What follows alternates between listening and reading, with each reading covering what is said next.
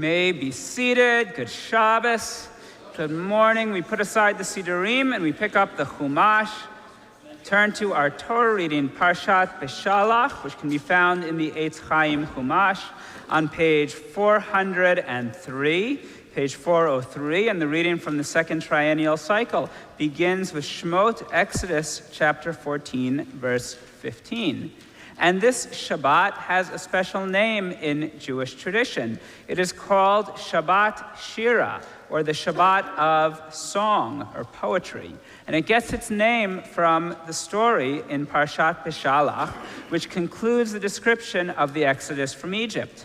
Last week, the Israelites celebrated their final night in Egypt with the first ever Passover Seder, as God comes down to strike the Egyptian firstborn. And in the middle of the night, as Pharaoh realizes that he is lost in his showdown against God, he immediately calls to Moses and Aaron and begs them to take the Israelites out of Egypt as soon as possible. And the next morning, the Israelites march triumphantly out of Egypt after hundreds of years of slavery and oppression. But a few days later, Pharaoh looks at what he has done. He's sent away the country's entire workforce, and he's taken away the nation, the people that he used as a foil to rally his own nation behind him. So again, he calls out to his people and turns them against the Israelites, and he summons his cavalry to chase after the departing Israelites. Maybe he'll be able to bring them back, or maybe a great military victory will ensure his continued power. They catch up to the Jews on the banks of the Yam Suf, often translated as the Red Sea, but really it's the Sea of Reeds. And the stage is set for the final showdown between Pharaoh, who is looked at as the god of Egypt, and our God, who has freed the people as promised. The main event is the splitting of the sea and the drowning of the Egyptians, which we'll read about in the Torah today. But perhaps as important is the reaction of the Jews once they see that Pharaoh and his army are gone and can no longer hurt them. In a verse that we recite each morning as part of the Shacharit, the morning service, the Torah says, "Vayar Yisrael et hayat hagdolah asher asa Hashem b'Mitzrayim." And when Israel saw the wondrous power which God had wielded against the Egyptians, "Vayeru ha'am et Hashem vayaminu b'Hashem u'Moshe avdo." And the people feared God, and they had faith in God's servant Moses. And then, as a sign of their faith, of their celebration, and their victory, they break into excited song. Moses leads the men, and his sister Miriam leads the women. They sing, Shira Lashem ki ga'o ga'a sus v'rochvo rama vayam. I will sing to God, for God has triumphed gloriously. Horse and driver, God is hurled into the sea. In the very familiar verse, Mi chamocha ba'elim Hashem, mi chamocha nadar ba'kodesh. Who is like you, God, among the mighty? And the words of Shirat Hayam, or the Song of the Sea, are well known because we recite them, the whole song, each morning in Shacharit as part of Psukei de Zimra, and we sing Mi Chamocha twice a day in Shacharit in the morning and Mariv in the evening. And it's this song that gives the Shabbat of Parshat Beshalach the special name Shabbat Shira. Now, song or melody has always played an important role in the passing and in the observance of Jewish tradition. Our oldest example of melody is what we hear from the Torah, the cantillation, the tropes that are used to teach us how to pronounce the words of the Torah, how to accent them, but also how to sing them, even though the melodies are slightly different in each community. Additionally, outside of the synagogue, melody played an important role in the Beit Midrash, in the study house, where Jewish tradition was passed on.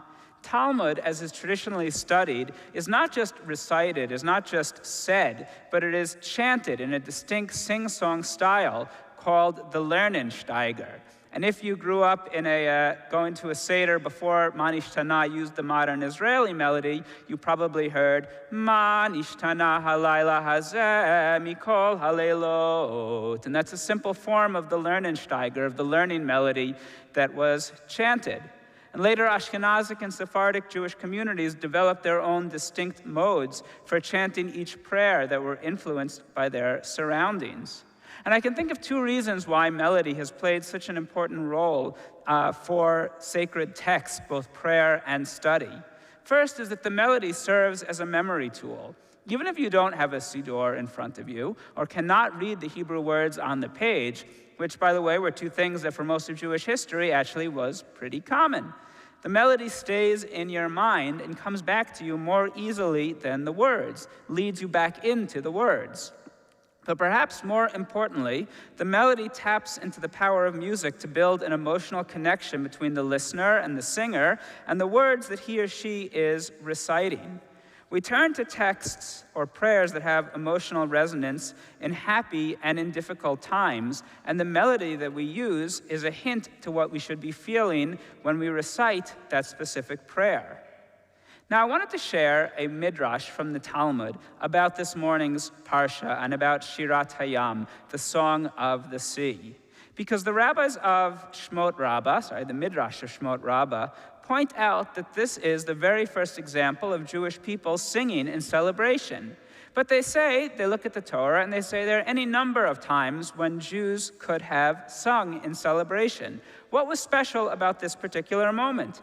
The Midrash points out God created Adam, but Adam did not sing a song. God saved Abraham from the furnace and from the kings, and Abraham did not sing a song. God saved Isaac from the knife at the Akedah, and Isaac did not sing a song. God saved Jacob from the angel who struggled with him at night, from Esau his brother, and from the people of Shechem, but Jacob did not sing a song. But then when the Israelites come to the sea and it splits before them, at once their reaction is to sing this song in celebration. And I think there's something important there. The Midrash doesn't explain why the Israelites are the first people to sing. But I think that when you look at the stories, what you see is the Israelites experience this as a community, as a people, as a group. All of those individuals have their own particular reactions. But the Israelites, as they turn around and see the Egyptians drowning behind them or gone behind them and know that they are safe, need a way to express what they are feeling together. While each has their own thoughts, they want to acknowledge this moment that they went together. And so they break into song as a group, that the song connects the people who are singing it together. And I think that that's something we all experience when we think of music that is very important to us. Think of the experience you have when going to a concert of a singer or a band that you really like and the connection that you feel with the people who are at the concert, even though you've never met them before and you may never see them again. For that moment, you are connected. For me, I think about the many Jewish musical experiences that I've had, and one particular memory sticks out as I think about this midrash. In my high school, each year there was a yeshiva high school, so there was a separate boys' high school retreat and a girls' high school retreat, and we would go up to a hotel in the Catskills and go through Shabbos together. And then I remember in 9th grade, at the end of Shabbos, after we made Havdalah, and people went off to different activities, one rabbi who I was particularly fond of, I remember Rabbi Aaron Friedler, sat down at the piano in a small room and started playing, and a group of other Rebbeim and a group of other students gathered around him and were joining together and singing. At the time, the songs were new to me, many of the slower songs that we sing towards the end of Shabbat, but we stayed singing in that room for over 2 hours with Rabbi Friedler playing the piano. And those songs remain important to me, remain an important part of my religious life, but I remember the experience of bonding both with friends and both with teachers who were there at that particular moment. And the experience for the rest of high school of feeling closer to those teachers, of having the ability to learn from them, was something that deeply affected me. So on Shabbat Shira, the Shabbat of song, we read about the very first Jewish song. It's a happy song, a song of celebration. But our music can reflect all of the different moods that we feel as human beings and as Jewish people. And as we read this in the cantillation, in one of the oldest examples of melody, we think about the music that is called to us, that has inspired us, and what exactly it represents for us.